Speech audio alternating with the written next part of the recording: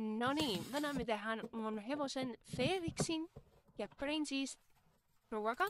Ja mä kaivoin eka näistä sen tämän ruokaohjeen ja sitten kipon. Ja mä nyt kerron mitä mä laitan tonne tässä.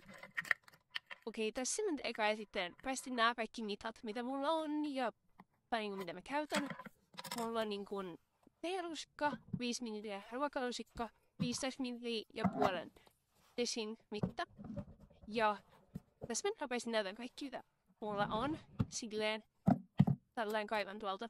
Tää on vähän turhaa ehkä tässä, mutta joo. Okei, eli tässä on kaurasuola, psyllium, yftijauhe, siemenrouhe, vitamiinijauhe.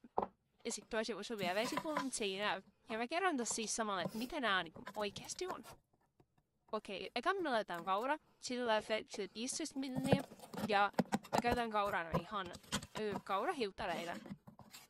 Tässä ehkä vitsi parempi. Ehkä seuraavaksi kun nää loppuu, niin ehkä mä sit laitan jotain.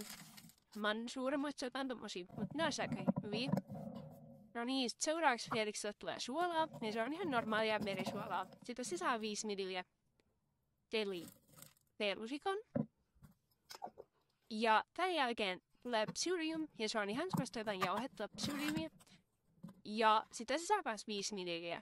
Mä koitan pitää nämä mun määrät aika vähän, että niin kun ei menisi kauheasti hukkaan, koska näin kuitenkaan oikeasti voi syödä näitä.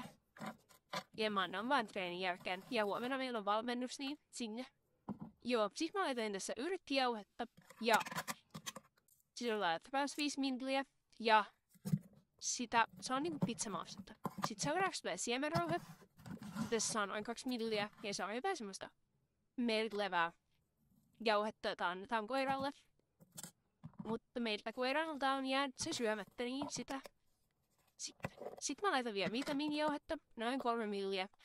Ja se on perunajauhoa, mutta varmaan jotain maisijauhoa tai tällaistakin, sekin voisi olla hyvä. Tai sitten joku ihan oma. Mutta se keksii, että mistä mä saan heppanave, joku muro olisi hyvä. Joo, vielä on vettä, mutta mä laitan sen vasta huomenna, kun meillä on valmennus. Ja joo, tässä oli tää ruoka. Moikka!